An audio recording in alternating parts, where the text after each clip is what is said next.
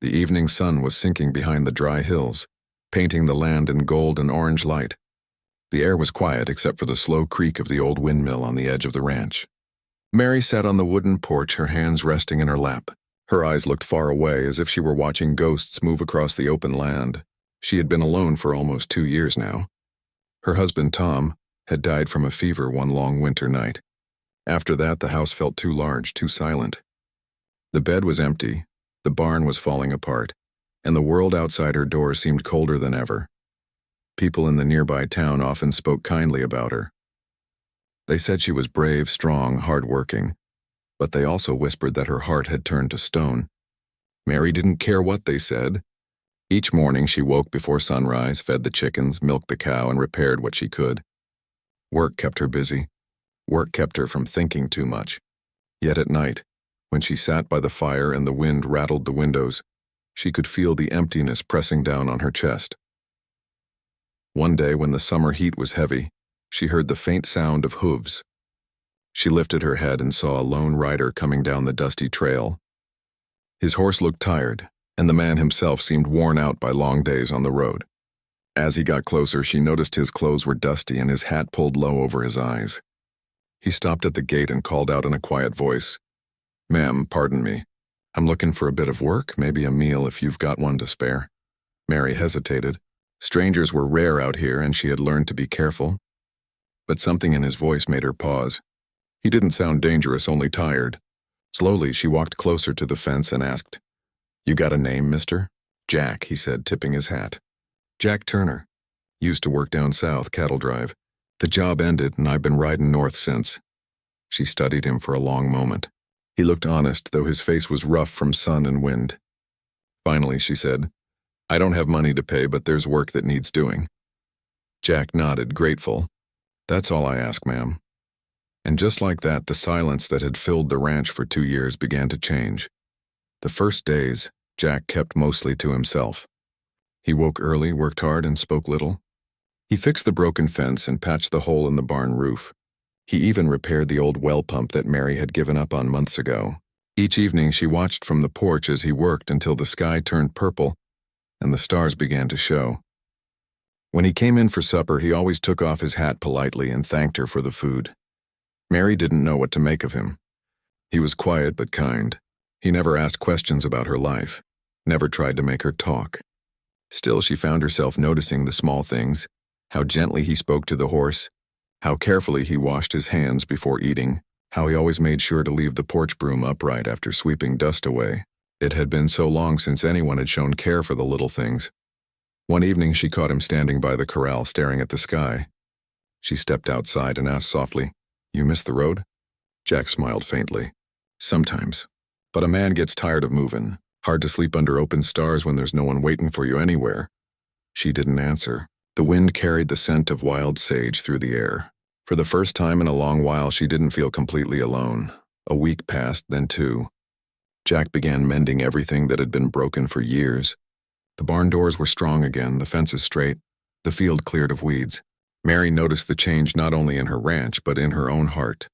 She started cooking a little extra at dinner, baking cornbread again and humming while she swept the porch. She told herself it was just because of the company, but deep down she knew something inside her was slowly warming.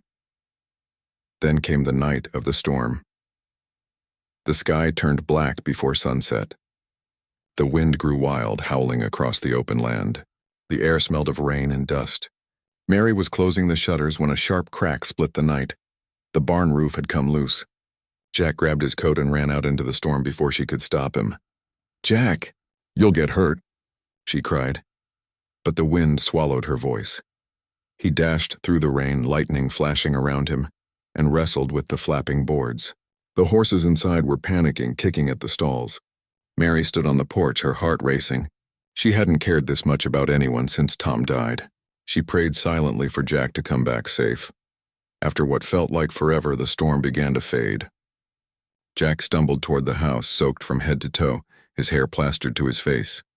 He was shivering, but when he saw her waiting at the door, he smiled weakly. "The horses are safe," he said, breathless. Without thinking, Mary grabbed a blanket from the chair and wrapped it around him. Her hands trembled as she pressed the fabric to his shoulders. "You're freezing," she said softly. "Sit by the fire." Jack obeyed, sitting near the hearth as she stirred the flames. His clothes dripped onto the wooden floor and steam rose from his boots. For a moment, neither spoke. The only sound was the crackle of fire and the distant rumble of thunder rolling away over the plains. Then Jack said quietly, "You didn't have to worry, ma'am. I've been through worse." Mary looked at him. His face was rough, his jaw unshaven, his hands covered in scrapes. But there was something honest in his eyes, something that reminded her of her husband, not in looks but in spirit. "A steady, gentle strength, I know," she replied. "But I did worry." Jack looked up at her, surprised. Their eyes met for a long second, and neither could look away. There was no need for words. Something passed between them, soft, human, and real. Mary turned back to the fire, pretending to check the kettle. Her heart was beating fast, though she didn't understand why. Jack leaned back, closing his eyes, the warmth easing the chill from his bones. That night, she left a blanket on the chair near the fire for him and whispered, "Good night, Jack." He opened his eyes, smiled faintly, and answered, "Good night, ma'am." When she went to her room, she stood by the window for a long time, watching the clouds drift away. For the first time in years, she didn't feel the silence pressing so hard around her. The house, once heavy with memories of loss, now carried a new sound, the quiet breath of another soul sleeping under the same roof. The next morning, sunlight poured through the windows. The land smelled fresh after the storm. Jack was already outside feeding the horses. He turned and waved, and she found herself smiling back. It was a small thing and a moment, but for Mary, it felt like a door had opened in her heart. The cowboy had come to her ranch looking for work, but he had brought something else with him, something she thought she had buried forever. The days after the storm passed softly, like new sunlight after long rain. The fields smelled fresh and the grass began to rise green again. Mary stood on the porch watching Jack repair the last broken rail of the fence. He worked quietly, sleeves rolled up, his strong hands steady and sure. Each swing of his hammer echoed across the open land, and she felt a small peace growing inside her. It had been a long time since she had seen another soul work with such care. In the evenings, they started eating together by the small fire in the kitchen. At first, their talk was simple, about the cattle, the weather, the shape of the clouds. But slowly their words became longer, warmer. Jack told her stories about the road, of crossing rivers, of sleeping under the stars, of saving a lost foal in a storm. Mary listened quietly, smiling sometimes, her eyes bright again for the first time in years. One evening, when the air was turning cool, she baked apple bread. Jack looked surprised. "You did all this for me?" he asked softly. Mary looked down at her hands. "I just had apples that needed using." He smiled, but she could see the truth in his eyes. He knew she had made it because she cared. Days turned into weeks, and the ranch began to feel alive again. Flowers started growing near the porch. The horses looked healthy and strong. Even the windmill turned smooth and steady now. Jack had built a new gate and fixed the old wagon. Every morning he greeted her with a quiet "Mornin', ma'am," and every evening he thanked her for supper before stepping outside to breathe the night air. But deep inside, Mary still carried fear. She had lost once before. She didn't want to open her heart and lose again. At night, she sometimes sat by the window and whispered to herself, "I can't love again. I promised him I wouldn't." One late afternoon, while she was mending a torn sheet, Jack came in holding his hat in both hands. His eyes looked different, softer, uncertain. "Mary," he said slowly, "I've been thinking. I don't have much to offer. No land, no money. But I can work. I can build. I can stay if you'll have me." She froze. Her hands stopped moving. For a long moment, she couldn't speak. "Stay?" she asked at last, her voice barely above a whisper. Jack nodded. "I've been riding most of my life. Never found a place that felt right. But here, it feels like home. And you?" He paused, looking down. "You make the silence feel kind again." Mary's throat tightened. "Jack, I'm a widow," she said. "My heart's not what it used to be." He took a slow breath. "I ain't asking to take his place, Mary. I just want a corner of your world, enough to keep the cold away. I'll sleep in the barn if you want, but don't send me back to the road." She looked at him and tears filled her eyes. No one had spoken to her like that in years. Not with pity, but with quiet honesty. She turned away, unable to answer. Jack waited a few seconds, then gently placed his hat back on his head and stepped outside without another word. That night, Mary couldn't sleep. She sat by the fire, staring at the flames. The wind moved softly outside, and the old clock ticked slow on the wall. She remembered the day her husband had fallen ill, how she had begged the sky not to take him. When he was gone, she had promised herself she'd never let anyone close again. But now a cowboy with sad eyes had come into her life and asked for something simple, a little warmth. The next morning, she found him saddling his horse. His small pack was tied behind the saddle. Her heart sank. "You're leaving?"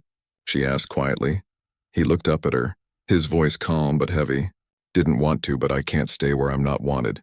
She stepped closer. "Jack?" He waited, the reins loose in his hand. Mary's eyes filled with tears she tried to hide. "This place was dead before you came," she whispered. "You brought it back to life. I didn't know how much I needed that." She took another breath and said softly, "If you still want to stay, then stay." Jack's eyes softened. Slowly, he removed his hat and nodded once. "Then I'll stay, Mary." The horse shifted its weight and the wind brushed against them gently as if the whole land was listening. From that day, something changed between them. Jack worked with more joy now, humming while he fixed the fence or chopped wood. Mary found herself cooking extra food, laughing at small things, and sometimes meeting his eyes across the table longer than she meant to. The nights didn't feel lonely anymore. As autumn came, the air grew crisp. They spent evenings sitting by the fire, sharing quiet stories. One night, he told her about losing his brother in a cattle drive accident. His voice trembled as he spoke. Mary reached across the table and placed her hand on his. "I'm sorry," she said softly. Jack looked at her hand for a long time before whispering, "You don't know what that means, hearing someone say that." She smiled faintly. "Maybe I do." Outside, the stars burned bright and still. Weeks passed and winter crept close. The two of them worked side by side to store hay, mend the barn, and prepare for the cold. On the first night of snow, they stood by the window, watching flakes drift through the air. The ranch looked quiet and white like a new world. Mary leaned against the window frame. "It's beautiful," she said softly. Jack nodded. "It is, but it's cold." She turned to him. "Then we'll keep the fire strong." He smiled. "Yes, ma'am." That night they sat together by the hearth. The light flickered on their faces and the warmth of the flames reached them both. She rested her head on his shoulder and he didn't move, afraid the moment might vanish. The world outside was frozen, but in that small cabin it felt like spring had come early. Days turned into months, and their lives settled into a calm rhythm. They worked, they talked, and they cared for each other in quiet, simple ways. When Mary fell ill one morning, Jack stayed beside her, bringing soup and reading from the old family Bible until she smiled again. When Jack hurt his hand fixing the gate, Mary wrapped it carefully and scolded him for being careless, though her voice trembled with worry. By the time spring returned, the ranch was alive with flowers again. One evening, as the sun sank low, Jack stood with Mary by the fence. The wind moved through the grass like a soft wave. He turned to her and said, "When I came here, I thought I was looking for work, but I think I was looking for peace. And I found it, right here." Mary smiled quietly. "Maybe we both did." They stood together, watching the sky turn red and gold. Somewhere in the distance, a lark sang, and the sound carried gently through the warm air. The cowboy had found his home, and the widow who once thought her heart was buried had found it still beating, slow, steady, and warm again. And as the stars came out that night, the house on the lonely ranch no longer felt empty. It was filled with life and light, and the quiet promise of love reborn in the wide, wild West.